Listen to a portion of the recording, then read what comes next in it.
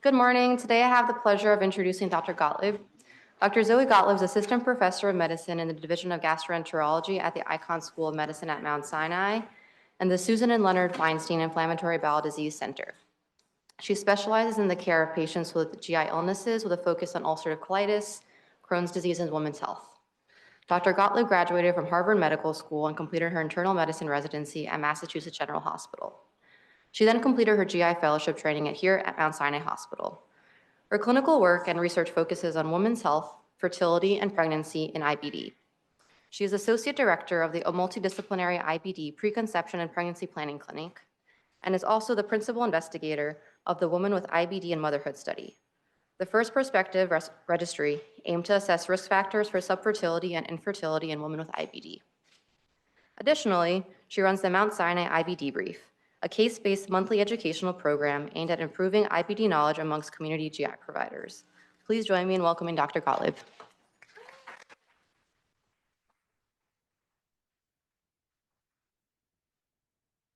Good morning, everybody. Thank you so much for having me today. I'm very excited to talk to you about this incredibly important topic. So we're going to be talking about IBD and women's sexual and reproductive health today. As my disclosures, I received grant funding from Pfizer for the educational program you mentioned, as well as from the Helmsley Charitable Trust for our fertility study, which I'm going to talk about in more detail at the end of this presentation. So our learning objectives today, we're going to recognize risk factors for sexual dysfunction and potential areas of intervention in women with IBD. And we're going to describe management of IBD prior to and during pregnancy. So let's start with the case because I think it really helps to sort of frame the way that we actually practice this kind of medicine when we think about a patient. So Tina is a 25-year-old woman. She has ulcerative colitis and she's on biologic therapy and she comes to you for a well visit. She reports that she has a new boyfriend and initially says she wants to talk about contraceptive options. However, you then observe that she becomes hesitant and tearful as she discusses sexual health. She confirms she is safe in her relationship, but on further prompting, she reveals that she and her partner are struggling with intimacy. So sexual dysfunction in IBD, extremely common, and there are a lot of different reasons for this. Depression plays an enormous factor, depression is an enormous factor. Additionally, it can be very difficult to communicate with a partner, particularly when there are other factors at play, such as pain during sex, lack of desire, or difficulty achieving orgasm. Additionally, disease activity can absolutely reduce sexual desire and make sex more uncomfortable or painful. Surgical history plays a role, especially both with respect to the way that the pelvis is innervated and potential changes to the parasympathetic nerves in that area, as well as it can affect body image. Steroids, antidepressants, and narcotics can all affect sexual wellness. Fatigue plays an enormous role, and body image, as I mentioned. Patients who have perianal disease and Crohn's with fistulas around their anus or involving their vagina, patients who have ostomies, these are things that can play a huge role in comfort with sexual health. We also know that vulvovaginal symptoms are more common in women with active IBD. This includes vaginal and vulvar discomfort, dryness, discharge, and pain. And those symptoms improve but don't entirely resolve when patients are in remission, and these can have a huge effect on someone's sexual health. Additionally, pelvic floor dysfunction plays an enormous role, and there's a few different reasons for this. We know that abdominal and pelvic pain, diarrhea, urgency, and perianal pain and drainage can all lead to contraction of pelvic floor muscles, and this can cause dyssynergy due to pain and fear of leakage as well, leading to pelvic floor dysfunction. Additionally, pelvic surgical history can lead to pain related to adhesions and scarring, as well as I mentioned, injury to the pelvic sympathetic and parasympathetic nerves, which again causes pelvic floor dysfunction.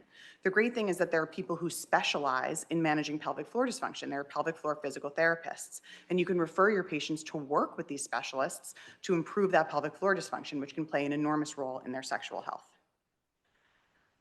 There are a lot of barriers, though, to addressing sexual dysfunction. In a survey of about 326 US gastroenterologists, 70% believed that assessment of sexual function was really important in routine care of IBD patients, but only 14% actually asked most of or all of the time. Why? A lot of different barriers. Importantly, lack of knowledge. When providers don't feel comfortable asking about sexual health, they often won't do it. Additionally, they don't know where to go from there. Do they find out that someone has sexual dysfunction? Where do they refer them to after? If they don't know where to refer them, it sort of feels like a dead end. Additionally, when we see these patients, there are a lot of competing clinical priorities. When patients are unwell, when their disease is active, when they need a surgical referral, we may not be prioritizing thinking about sexual health, and our time is often limited. Less commonly, things like religious beliefs, concern that there are lack of treatment options, or embarrassment can play a role. Providers are more likely to routinely assess for sexual function concerns if the provider is female, and especially if there's gender concordance. So female providers are more comfortable asking female patients. If they're comfortable discussing sexual dysfunction, if they have good or excellent knowledge of this topic, and if they have formal training in managing sexual dysfunction. Now, being completely honest, almost none of us have formal training in managing sexual dysfunction, but it is important to ask, and the really important thing is patients want to be asked about this. However, oftentimes they will not bring it up if you don't ask yourself. So how do you do it, right? I can tell you all of this, but it's really important to know how you actually do this in your clinical practice. So make it normal. The same way you screen about questions related to chest pain or related to rashes or related to alcohol use or other habits, just normalize it. Say, a lot of female patients feel like IBD affects their sex life. Is this an issue for you? And if it is, what's most worrisome? Are you concerned about being incontinent during sexual activity? I think that's a huge thing. If you're concerned about being incontinent, you're very unlikely to feel comfortable engaging in sexual activity. Do you have pain with intercourse? Are you embarrassed or have discomfort related to an ostomy, a fistula, or a seton? As a reminder, setons are sort of little ties that go within fistulas to keep them open and draining, but it's like a little rope that's kind of tied within the perianal area. That can definitely cause some discomfort or embarrassment, especially if a patient's not as familiar or comfortable with their partner. And are you concerned about discussing those issues of sexual dysfunction with a partner? This can be a really difficult subject, especially depending on the dynamics of a relationship or if someone's with a new partner. So then what do? Ask a lot of people to help and get involved. We know we do the best care of patients when we engage a lot of different experts. So OBGYNs and urogynecologists can help, surgeons can help, especially when related to perianal disease. Pelvic pain specialists are extremely helpful. Referring people per pelvic floor physical therapy can be a huge intervention. And then engaging mental health and social work providers, because these are people who can actually talk about these issues and have more time than you do maybe in your clinical visit to engage in a meaningful discussion about this and provide advice. So, takeaways for clinical practice on sexual health and IBD.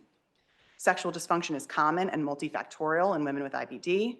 You need to normalize asking about sexual health, make it routine, and take a multidisciplinary approach to sexual dysfunction management. This is not on you alone. You're not expected to be an expert in this, whether you're a GI, IBD specialist, or a primary care doctor, but you can engage a lot of people who do have a lot of comfort and knowledge in this area to help you take care of these patients.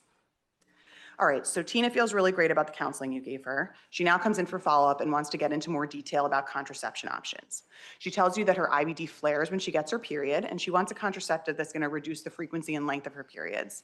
She also remembers that oral contraceptives can cause blood clots and is really worried about this in the context of her IBD.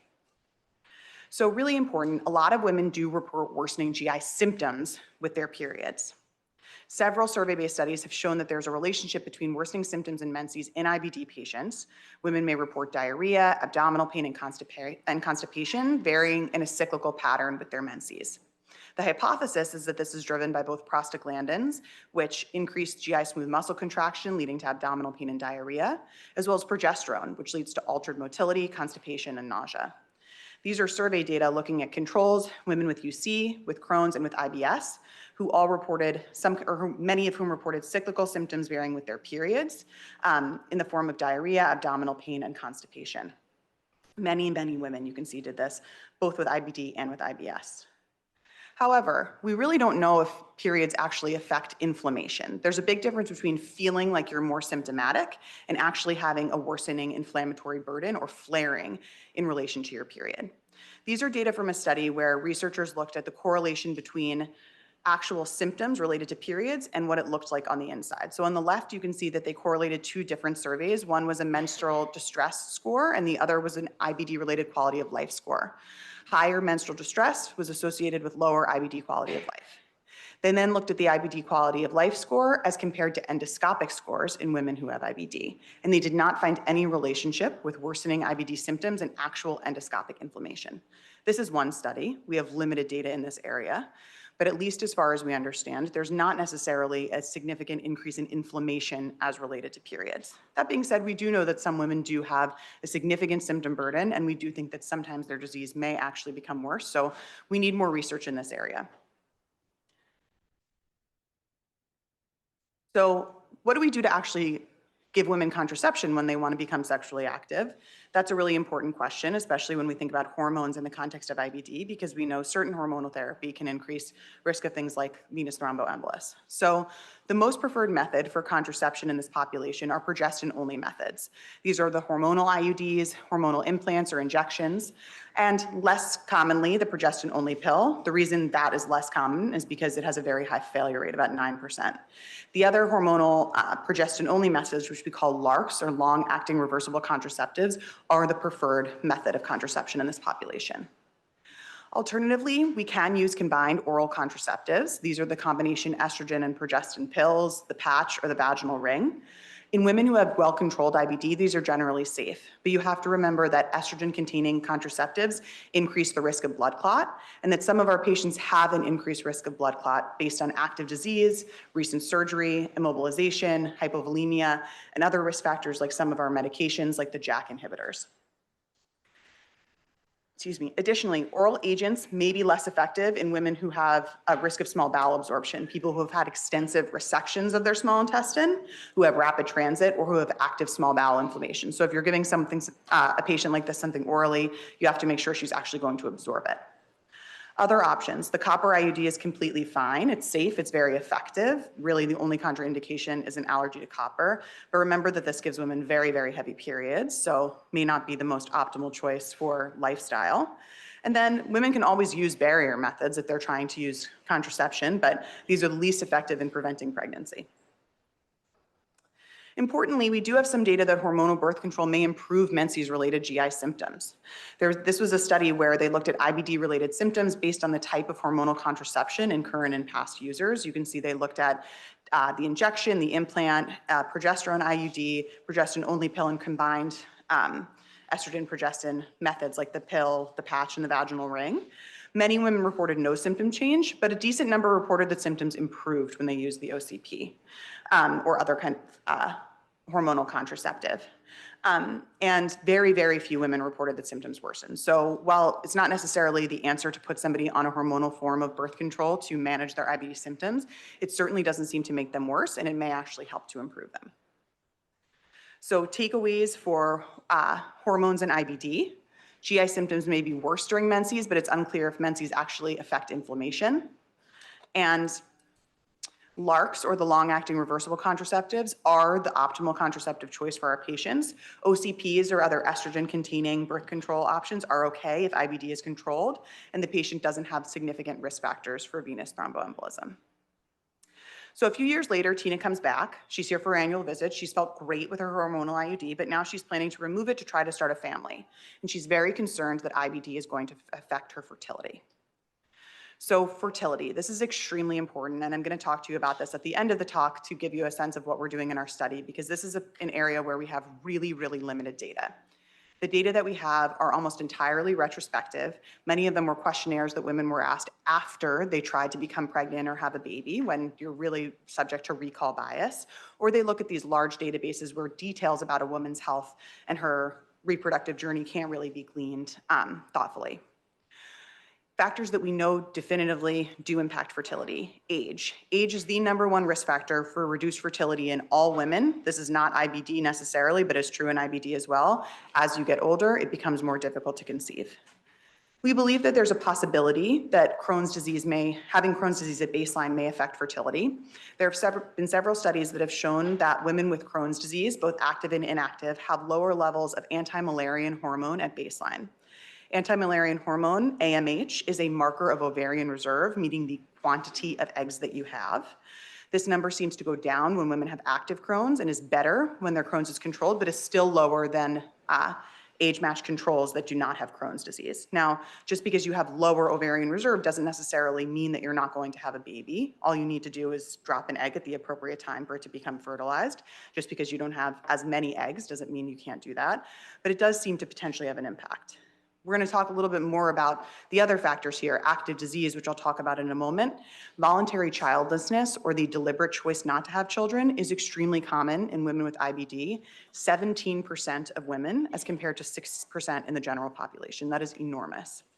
Sexual dysfunction, as we talked about a few minutes ago, remember, that's not necessarily going to impact fertility directly, but if you're not able to have sex consistently when you are ovulating, then you're not going to be able to become pregnant unless you're using assisted reproductive technology.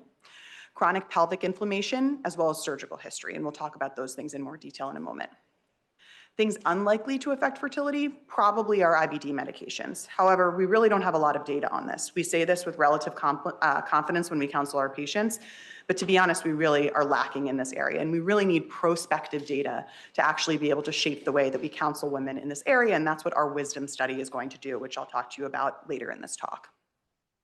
So active inflammation, we know this causes sexual dysfunction. It can impair nutritional status, which can affect your ability to become pregnant.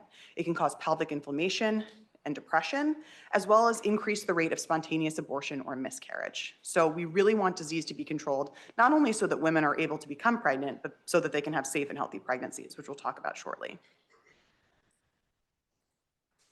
Additionally, as I mentioned, voluntary childlessness is very common in this population, and this is often related to misperceptions about reproductive health. And we know that from several studies that when you adequately counsel patients and provide appropriate education, the likelihood of having voluntary childlessness goes down significantly. So I'm going to go through some fears that women commonly have and how you can reassure them. Okay, this isn't just an IBD doctor who can do this. You can absolutely do this in your general practice. Women are often very nervous about medication safety and flares during pregnancy.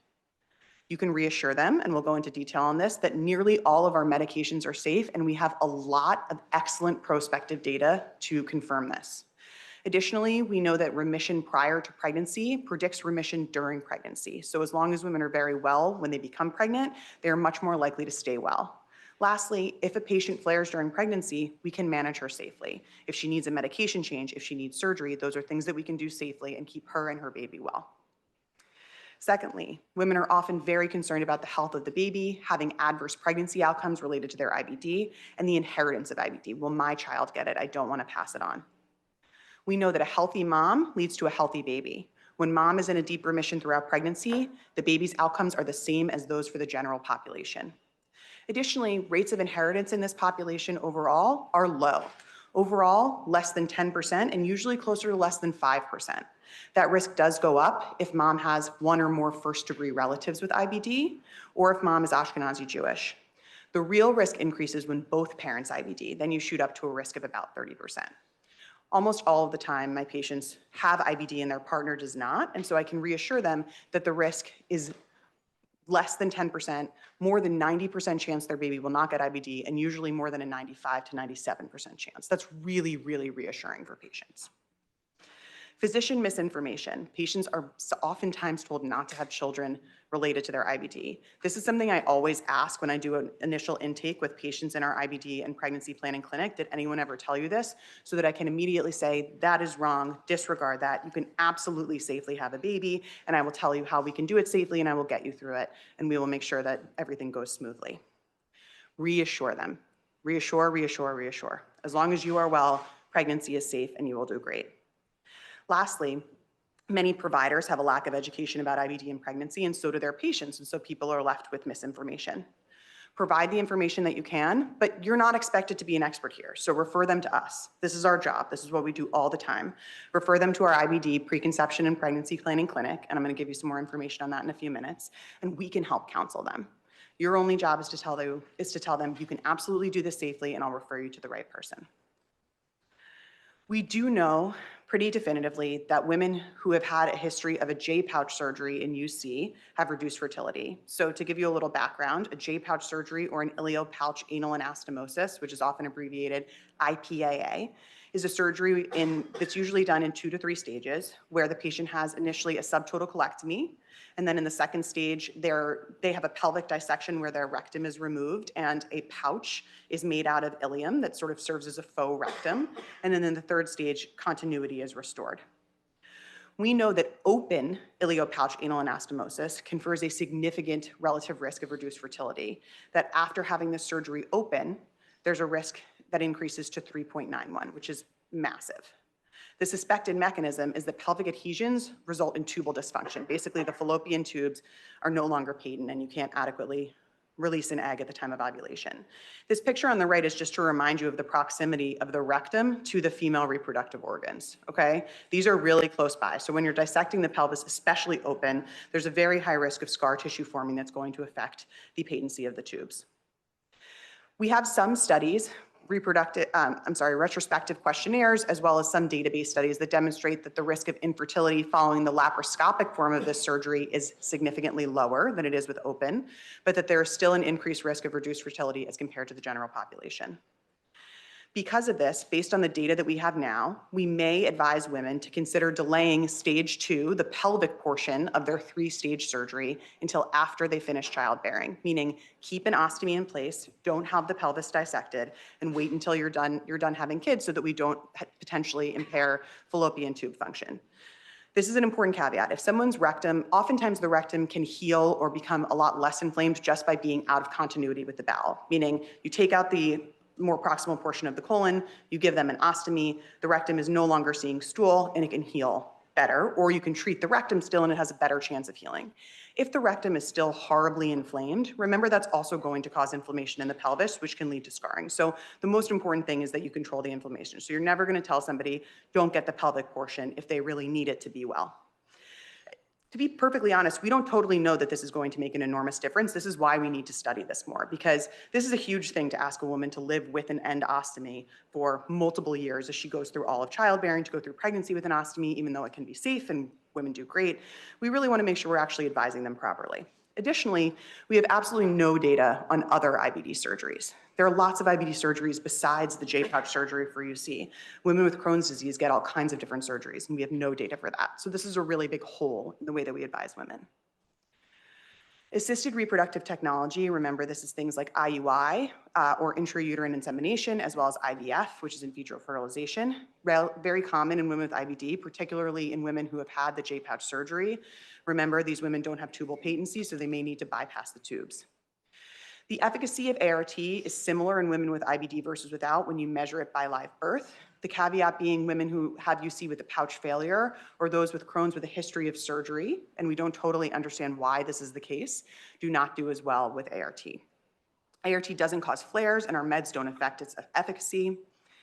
However, there's survey data that suggests that GI providers may not refer to ART early or even at all, and that they have a lower referral rate associated with lower pregnancy and IBD-related knowledge. So when providers know less and are less comfortable with this data, they're less likely to refer to ART. It's extremely important to refer these patients early because we don't know what particular risk factors may be impacting their fertility, and we don't want them to just be trying fruitlessly for months and months and months when there may be an actual reason that they're having difficulty getting pregnant and we could be helping with them. So we refer early. The recommendations from the American College of Obstetricians and Gynecologists say that women who are less than 35 should be referred to a reproductive endocrinologist after 12 months of timed unprotected intercourse, meaning you are objectively assessing when you are ovulating and having unprotected intercourse during that ovulatory window, and you are unsuccessful after 12 months. In our population, we refer patients less than 35 after 6 months. In women who are older than 35, we have an even lower threshold after 4 months. This is not necessarily data-driven. This is why we're doing the wisdom study, which I'll get into more detail on in a little bit, because we want to be able to provide data-driven recommendations of when to refer women for this specialty care so that they can get the help that they need to start a family in a very timely way. So I gave you a ton of information. You are not expected to retain this in any way. This is sort of a very niche field within IBD, which is a niche for general medicine. So what do? Refer to us, okay? We have a clinic called IPrep, the IBD Preconception and Pregnancy Planning Clinic.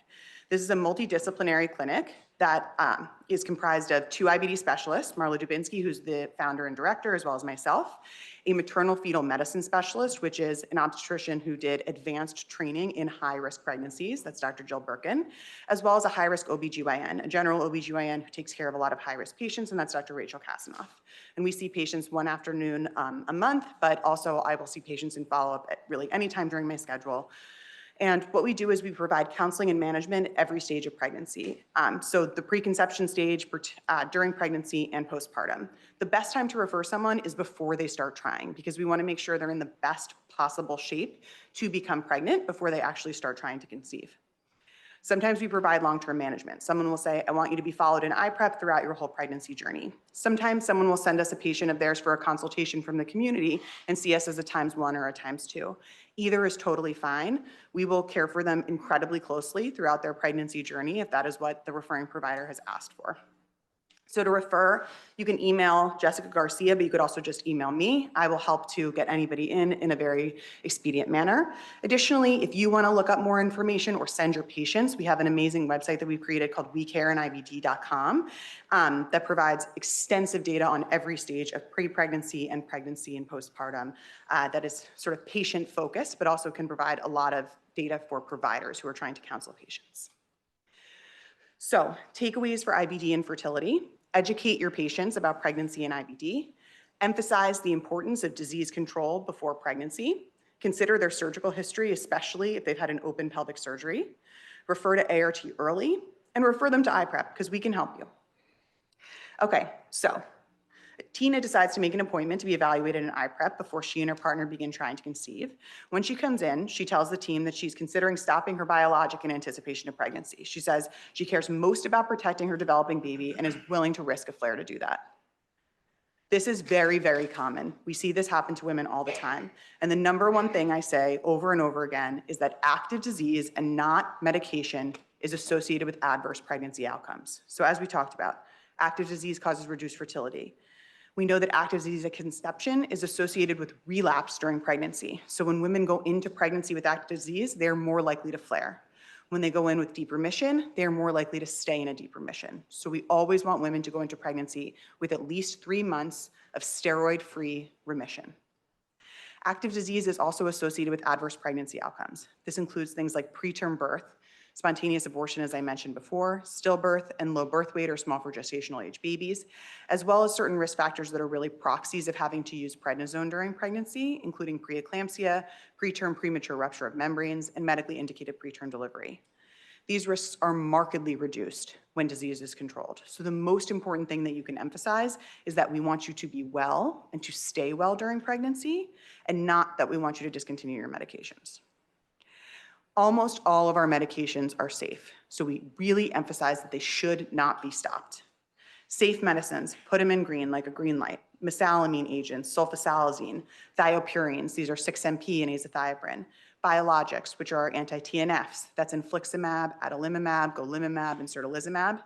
Anti-integrins, that's vedolizumab. Anti-IL-23, which is ustekinumab, and IL-12-23s, which is ustekinumab, and then anti-IL-23s, the new kids on the block, which are risankizumab, mirikizumab, and guselkumab. I'll explain why with respect to the biologics in a few minutes, but all of these are considered safe during pregnancy. We do not stop them. There are a few important exceptions.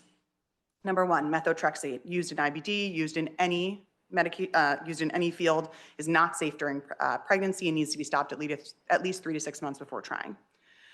Ozanimod, which is an S1P modulator, it is a small molecule and a pill. It will cross the placenta immediately. All the pills do. It affects fetal blood vessel development, and it has an extremely long half-life, so it needs to be stopped at least 3 months before attempting conception. Etrasimod, same kind of medication, has a much shorter half-life and needs to be stopped at least 1 to 2 weeks before trying. Our JAK inhibitors, also small molecules, they will cross the placenta immediately. High doses of these medications in rats and rabbits were associated with teratogenicity, particularly like scapular malformations, and so these we stop at least 4 weeks before trying. Very importantly, with regard to all the exceptions, you do not stop an IBD medication without another medication on board to sustain a remission. So yes, I'm saying stop the etrasimod 1 to 2 weeks before trying. They need to be on something else with a sustained confirmed remission in some capacity, whether that's fecal calprotectin, an imaging study, a colonoscopy, ongoing clinical wellness, et cetera. You need to make sure that they're well on whatever you switch them to. So yes, you need to stop these, but you also need to make sure they're on something else to sustain them being well throughout pregnancy. Lastly, our thiopurines. They're okay to continue if you need them to to sustain a remission, whether they're being used as monotherapy, meaning by themselves, or in combination with an anti-TNF. However, if a patient's doing great on combination, meaning a thiopurine plus a TNF, and they've been in a sustained remission, you can consider stopping the thiopurine so that you're not adding just another medication to the mix while they're pregnant. We have a lot of data that can reassure patients on this. So PIANO is a very large prospective registry, the Pregnancy and Inflammatory Bowel Disease and Neonatal Outcome Study, that's been collecting data across the US on women who have taken medications for IBD during pregnancy since 2007. The study below reflects 12 years of data. So they looked at 1,490 women who were either on no meds, thiopurines, biologics, or combination therapy, and they looked at outcomes in 1,431 babies.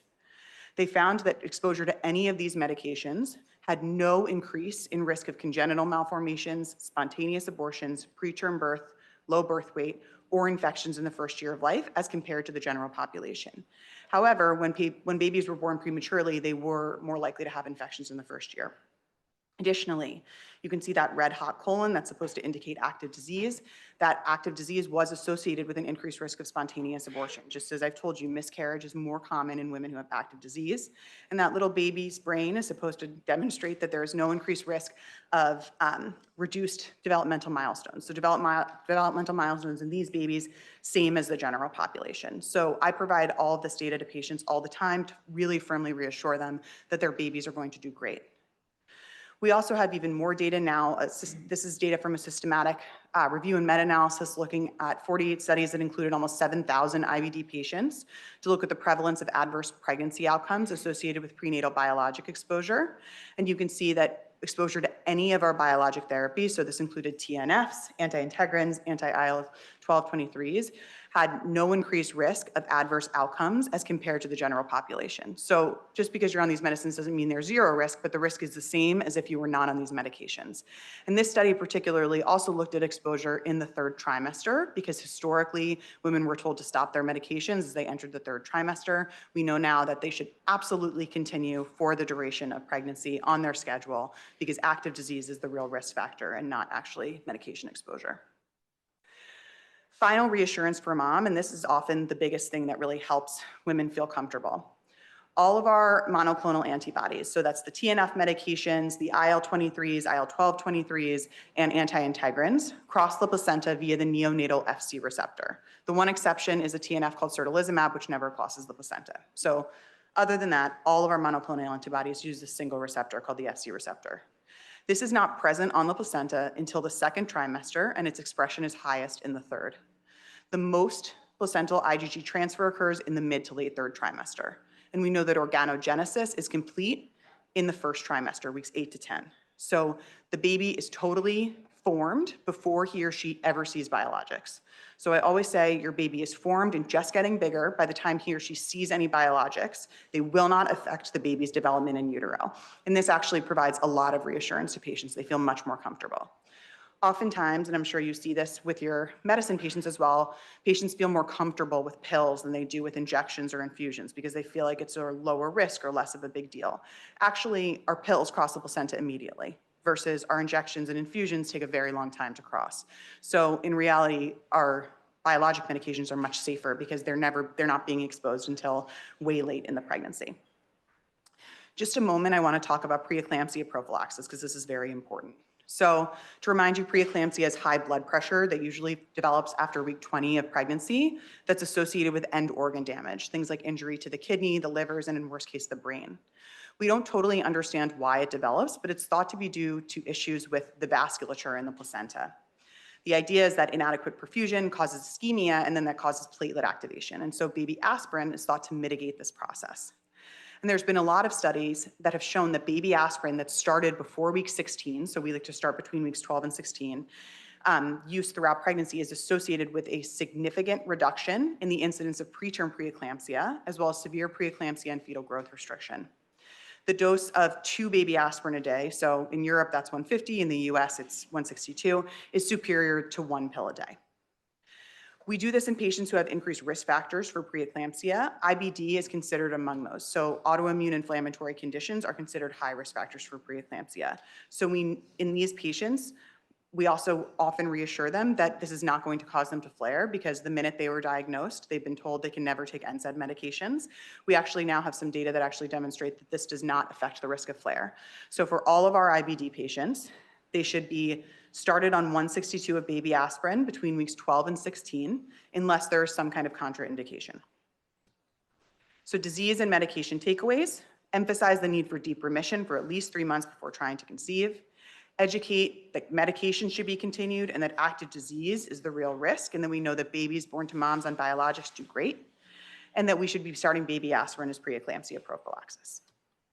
So thanks to your excellent counseling, Tina continues her biologics, but a few months later you get a page that she's in the ED. She is 20 weeks pregnant and now she's having 10 episodes of bloody diarrhea per day. She's admitted to your service with an IBD consult for management of her flare. So nothing is more frightening even to the IBD fellow on service than a flare in a pregnant patient. So let me give you some reassurance and also some tips for management here, since you may be the person intercepting them in the ED or the person taking care of them on the floor. Most helpful lab to get in the setting of pregnancy and IBD is a fecal calprotectin. This is a marker of inflammation within the bowel wall, and it is our only lab that does not change with a normal pregnancy. The blood work that we usually check to assess for IBD flares, ESR, CRP, and white count, go up in a normal pregnancy. Additionally, hemoglobin and albumin go down in a normal pregnancy. Obviously, huge swings in any of these labs are going to raise a red flag, but you can't rely on them independently because they may not necessarily reflect the inflammatory burden. Additionally, anytime an IBD patient flares, pregnant or not, you're checking stool studies, C. diff, and GI PCR, because we know that infections are a huge trigger for flares. Imaging. You can get an MRI without gadolinium. You can also do something called an intestinal ultrasound. This is something you'd have to ask the IBD fellow if someone can actually bring into the hospital. You don't send them down to radiology, or we can do this in our clinic. It is a point of care test where we put an ultrasound probe onto the colon and the small intestine. We can actually look at both bowel wall thickness and hyperemia, which is increased blood flow. These are both excellent markers of inflammation, and their accuracy is comparable to MRI and CT and colonoscopy. So we use this a lot in just general monitoring of IBD, as well as I check it in all my pregnant patients during each trimester to assess their disease activity. It's really helpful because it's like right at the bedside. You don't have to prep for it. You can put the probe right on their belly. Caveat in pregnancy is that as the uterus grows bigger, it can become more difficult to see things, especially the terminal ileum. Both of these methods are preferred over CT scan. That being said, a single CT scan confers really limited exposure to radiation. So if you need to do it, for example, in somebody you think has a closed loop obstruction or something like that, you can do it.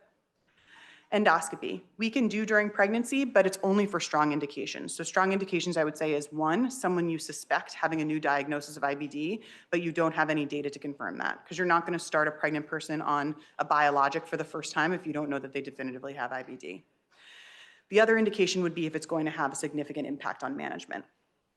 When we do scopes in these patients, we prefer a flexible sigmoidoscopy if it's possible. Remember, that's only going to look at the left colon. So if you're worried about something in the terminal ileum, that's not a choice. But if it's possible, a flexible sigmoidoscopy over a full colon, because they don't have to prep and you can do it unsedated.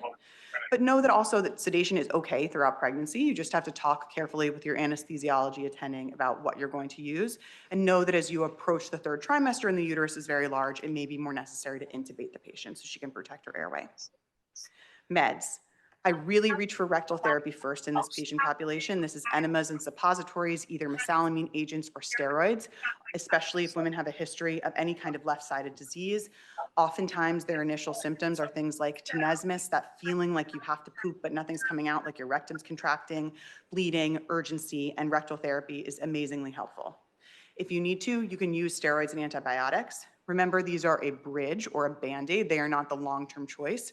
We don't start somebody on prednisone with the intention of continuing it until they deliver. You can start new biologics or mesalamine if you need to, totally fine.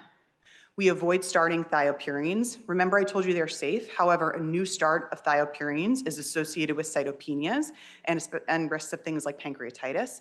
And thiopurines are very slow to work, so it's not going to be your choice in somebody you're trying to manage acutely and get them well quickly. Additionally, we can't use our teratogenic meds, of course, so things like methotrexate and small molecules we really avoid. Lastly, if you need to do surgery to keep the patient well, you can do surgery safely and protect the patient and the baby. We think about this for things like acute refractory colitis. We have somebody come in with acute severe UC. We've tried IV steroids. We've tried Remicade. We even think about potentially trying upadacitinib if they're in the second or third trimester. We still can't get them better. You need to get them well enough that they can make it through their pregnancy and keep their baby safe. They can get a subtotal colectomy. Additionally, things like perforation and abscess, severe hemorrhage, or bowel obstruction, all of these are surgical indications, and we can do them safely if we need to in any trimester of pregnancy. So you start Tina on infliximab, new biologic. She's doing amazing. She feels great, and now she's getting closer to her delivery, and she wants to know if she needs a C-section because she has IBD. She's also wondering if it's safe to breastfeed on her medication. So, question about mode of delivery is one that comes to us very often. Important thing to emphasize is that it's always preferred to do a vaginal delivery when it is possible. This is in all women, and that includes IBD. It is the safest choice. The only absolute contraindication to vaginal delivery in IBD is active perianal disease. Those are fistulas that involve the perianal area that are actively inflamed, draining, et cetera. And this is because you really don't want to risk a high degree tear, one that involves the anal sphincter or goes all the way through the anal sphincter, because you already have a very compromised perianal area from their active disease. Relative contraindications would be things like a rectovaginal fistula, the connection between the vagina and the anus. I personally consider this to be an absolute contraindication because if you worsen that tear, you have basically no barrier between the vagina and the anus, and that's something that is impossible for a woman to live with comfortably. Additionally, history of ever having had perianal disease that involves the sphincter or a prior perineal surgery, so they have a compromised sphincter at baseline. This is not an absolute contraindication, but if you think that their sphincter already is very vulnerable, having a high degree tear would further compromise that sphincter, and the risk of compromising the sphincter is that you lose continence. So if you are concerned about it, then it is something to talk to the patient about carefully with their OBGYN. Special considerations. One is a history of that J-pouch surgery I told you. This is because these patients are extremely dependent on their anal sphincters to retain continence. And so if they tear that sphincter, you really, really are concerned about them having the ability to maintain their continence following their C-section. Following their vaginal delivery.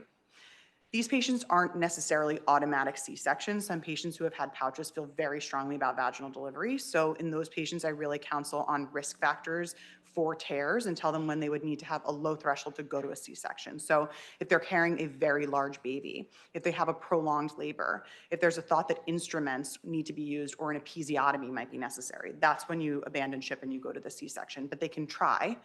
This is a little bit variable. I think it's really important that they understand the risk versus benefit of potentially avoiding a vaginal delivery here.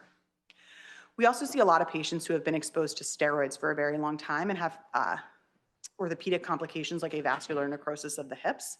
This isn't a reason someone necessarily has to have a C-section, but they need to talk about this in advance with their obstetrician because they may not be able to push for a prolonged period of time. Lastly, and on the opposite end, we have patients who are planning for many babies that we see, people who want more than 3, 4, or 5 babies. These are patients in whom you really want to avoid a repeated C-section. We know the risks associated with C-section go up considerably once you get to C-section number 3 and beyond. Risks of issues with the placenta, with the uterus, and the concerns of uterine rupture. So we really want to advise against repeated C-sections. So these are people you have to balance the other contraindications or relative contraindications with their childbearing plans to make sure that they stay safe. Lastly, in anybody who's had a surgical history for their IBD and whom you're planning a C-section, we always involve colorectal surgery early in the delivery planning process. This is because if you're going to go into the abdomen and you get to the uterus and you see any problem with the GI tract, if there's adhesions, if there's bowel stuck to something, if there's something going on that you really don't want the obstetrician handling that, just like you don't want the colorectal surgeon going into the uterus and getting the baby. So we will always have early on in the pregnancy process, have an email chain going with our colorectal surgery team and our OB team and make sure that everybody is looped in on the timing of the C-section so that whoever is on call for colorectal surgery amongst our IBD colorectal surgeons is aware and can come into the OR if needed to assist. Medication safety during breastfeeding. Basically, all of our medications are safe with the exceptions of the ones that aren't safe during pregnancy. So no methotrexate, no small molecules, that's JAK inhibitors and the S1Ps. Everything else is considered safe and should not preclude a patient from breastfeeding. Most of these molecules are way too large to get into breast milk, or only a tiny, tiny amount gets into it. And we really want to encourage women to breastfeed if they want to or if they are able to. Also, I always emphasize that a fed baby is the most important. So for whatever reason they cannot or do not want to breastfeed, that is their decision. And as long as the baby is growing and getting nutrition, that's all that matters. One last quick mention of vaccine safety. So as you all know, our patients who are on biologic therapy are advised against live vaccines ever. And it used to be the teaching that babies born to moms who were exposed to biologics in utero should not get live vaccines for the first 6 months of life. The only live vaccine that occurs during that time frame is the rotavirus vaccine. So we used to say, no rotavirus vaccine for baby. However, we now have new data in babies born to moms on biologics who got the rotavirus vaccine on time and did great with no increased risk of complications. So now we say absolutely no vaccine restrictions for baby, and please get all of the age-appropriate vaccines so that you can protect your baby from all of the illnesses that can happen when they are unvaccinated. So takeaways for your clinical practice. Manage your flares aggressively. Most medications and surgery are okay if needed.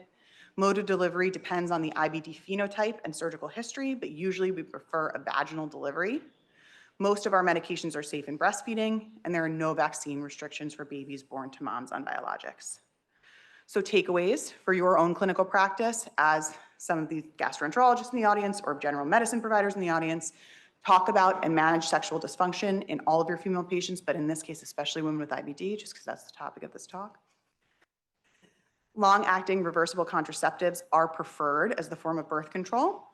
Educate your patients about fertility and pregnancy and refer them to IPREP if you need any extra help. Control disease before pregnancy and then during pregnancy. Refer early for ART in patients who are having trouble. Your threshold should be lower than the general population. Continue meds unless they're the teratogenic ones, so that's methotrexate, JAK inhibitors, or S1Ps. Very few absolute contraindications to vaginal delivery. Breastfeeding is safe on most meds, and all vaccines are safe for babies. So now I'm going to take a few minutes to talk about the fertility study that I've been doing teasers for throughout this talk. The study is called WISDOM, which is the Women with Inflammatory Bowel Disease and Motherhood Study. And this is a study that is the first prospective registry that is aimed to define and quantify factors that affect fertility in women with IBD planning for pregnancy. So as you may remember from about 40 minutes ago, our data in this field are extremely limited, and we really don't have a lot to work with when we're counseling patients about family planning. This isn't just in the moment when they're coming in and they're ready to have a baby tomorrow. This is also when they're going into surgery when they're 15, 16 years old and they want to know about their future of having babies, things like that. So we really need this data to be able to adequately counsel women and their partners and help them to have babies in the most sort of informed way possible. So who's eligible? Basically everybody. Any woman who has confirmed IBD between 18 and 45 years old who's considering pregnancy in the next 15 months. Any prior surgery, any medication exposure, any phenotype of IBD, all included. What are we hoping to do? We want to identify risk factors for reduced fertility in women in this population. The primary outcome is the impact of any IBD surgery on fertility. Remember, that is the ability to conceive with timed, unprotected intercourse, as well as the time to pregnancy. Secondary outcomes include the impact of laparoscopic versus open IBD surgery on fertility and time to pregnancy, as well as other factors that impact fertility and time to pregnancy, such as disease activity, subtype and phenotype, medications, both what they're taking now and what they've taken in the past, sexual dysfunction, mental health, social determinants of health. We're going to compare outcomes among our IBD patients within the cohort, as well as to historical non-IBD controls. So what do you have to do? Very little. Describe the study and then send them directly to our webpage. You can use this QR code. I can also provide it to you directly. We have a formal website that's also in process. It's going to be beautiful and will be launched at the end of November. You can tell the patients all you have to do is some surveys and you're going to get $100. That's pretty cool.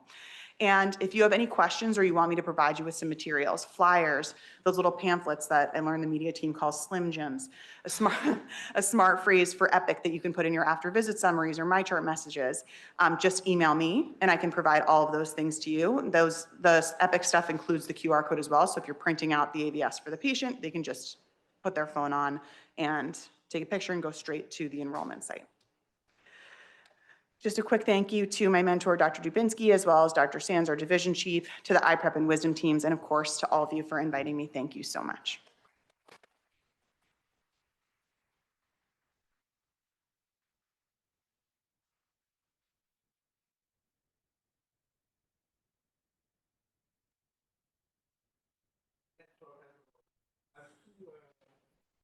One comment and one question. The general comment that maybe we should be more cautious about biasing biologics during pregnancy, because it is still based on small numbers. Small numbers, short follow-up, and as you know, the Europeans are much more conservative, and they're still advocate to stop. So I think this should be documented in our discussion as well. We should mention with the current knowledge, but you know, it can change. And I will have the same comment about the rotavirus. This is based on 50 patients. Very small, very small. The rotavirus. Yes. There's an additional study as well, but you're right, the overall numbers are extremely small. How many patients do you need to observe? You know, this is always a Of course. I have one practical question for you, because you solved that for me. When you have a patient on small molecule, opacity, and this is the last medication that was available, refractory to everything, how do you manage the pregnancy? So I'm going to repeat the question, which is when you have a patient who is on a small molecule and which is not considered pregnancy compatible, and for us, most of the time that molecule is upadacitinib, which is one of the JAK inhibitors, how do you end up managing them in anticipation of pregnancy when they've been refractory to everything else? So very, very difficult question, right? Number one, if they truly have no other choices, then you do a very thoughtful risk versus benefit discussion that includes the high-risk OB, the MFM doctor, talking about the risks of potential exposure to upadacitinib in utero during the first trimester. As I mentioned, in animals, this has been seen to be problems with the development of the scapula versus discontinuing it. What we tend to do is, especially because the IL-23s are quite new and most women have not been exposed to them yet, is we will overlap them with their upadacitinib once they've confirmed a deep remission or the closest they're going to get to a deep remission. Remembering, great is sometimes the enemy of good. We can't always get people perfect with their IBD, but we can get them as well as they're going to be. So usually what we will do is if they're on upadacitinib and doing well, we will overlap them with an IL-23. I often choose risankizumab, which is approved for both UC and Crohn's, but we now also have mirikizumab and guselkumab in UC. I will overlap them through their first or second maintenance dose of the IL-23, and then I will try to peel off the JAK inhibitor and sort of monitor them very carefully with calprotectin, intestinal ultrasound, and sometimes, if they're a very tenuous person, a repeat scope to confirm that they're still doing well. What we do know from some data that is yet to be published is that the effects of upadacitinib seem to last for about 100 days after stopping the medication. So the other thing I sometimes do in these people who are super duper tenuous, who I'm very concerned are going to flare the second you take off that upadacitinib, is keep them on until they have a positive pregnancy test, because upadacitinib clears in about 72 hours. And these women are very thoughtfully checking for pregnancy tests, like right when they're at their missed period. They're not checking at like week 10. And then keep them off for their first trimester with the caveat that we can restart in the second or third once organogenesis and bony development is complete, with a risk versus benefit discussion, and also confirming again that they will not be able to breastfeed on the upadacitinib. That's a very sort of particular niche way of doing it, and we don't have data necessarily that demonstrate that like leave UPA on till the last minute strategy is necessarily the safest thing in the world, but we're also working with extremely limited data and extremely sick patients who don't have a lot of choices. So we have to try to figure out what's best and most practical for them with extensive and well-documented risk versus benefit discussions that include an MFM doctor.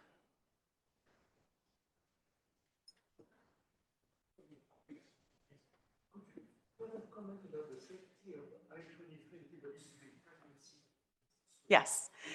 The question was, could I further comment on the safety of IL-23 medications during pregnancy, which are new kids on the block, have been approved within the last 1 to 2 years. We do not have safety data on these medications yet. The sort of international expert consensus has been, which is in the process of being published, has recommended that these medications are considered similarly safe to the IL-12/23 medications, which is ustekinumab, for which we have several years of prospective data because the mechanism is so similar and, if anything, a little bit more targeted as opposed to more broad. And so at this point, we are considering these medications to be safe. The other thing to keep in mind is, like the other monoclonal antibodies, the IL-23s do not cross the placenta until the 2nd and 3rd trimester. And so the exposure during the most important parts of fetal development does not exist. That being said, I always tell patients, these are medicines for which we are inferring safety from data from a similar but not the same medicine. We do not have extensive detailed data on the safety of these. It will take time for us to get that. So if you feel like if they have the choice, for example, choosing between ustekinumab and one of the 23s, I will tell them, if you feel more comfortable with a medication that has been very well studied, or as well studied as we can at this point, we can go with the IL-12/23. But I also tell them, in often circumstances, I think that the 23 is going to be better. So I'll describe that I think that the other medication is going to have better disease control, and it has to do with their ability to accept the risk of what is unknown but being inferred by IBD experts in this field internationally who work together to come up with these guidelines.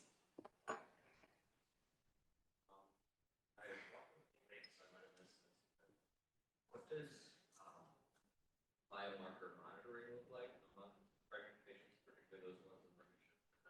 Are there any folks who were enrolled in the wearable study? Great questions. Number one, what does biomarker monitoring look like during pregnancy? Number two, are any of the women who we follow in IPREP enrolled in the wearable studies?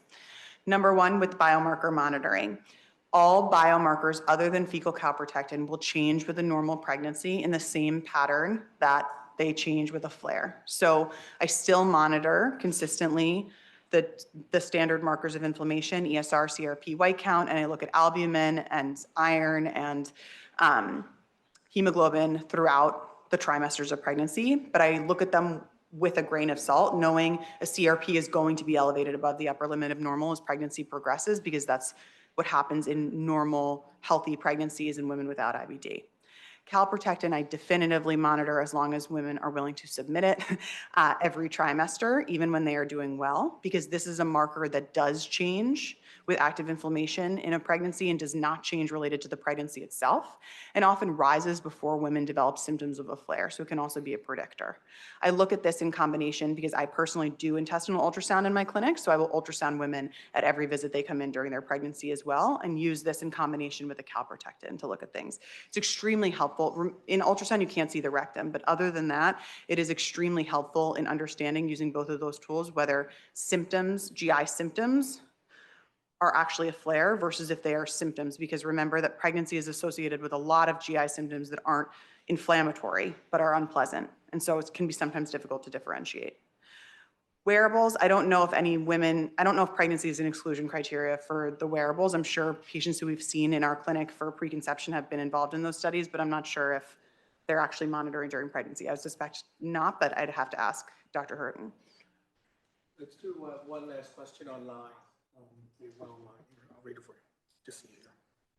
Excellent presentation. I'm curious if IBD flares are more common during pregnancy or postpartum.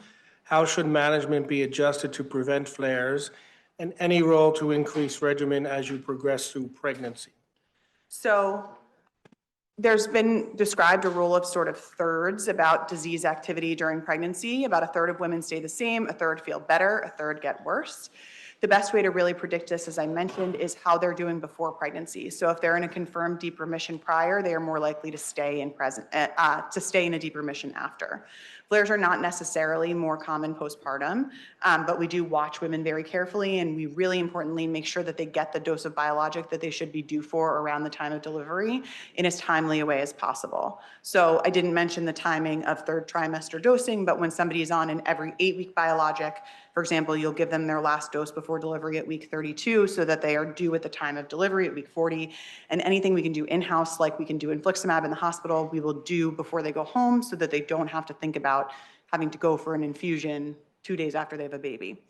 If they're on something that we don't have in the hospital, like vedolizumab, or if they're not exactly due for their infliximab and have 2 weeks later, we'll see if we can switch them to home infusions to try to make this as feasible as possible.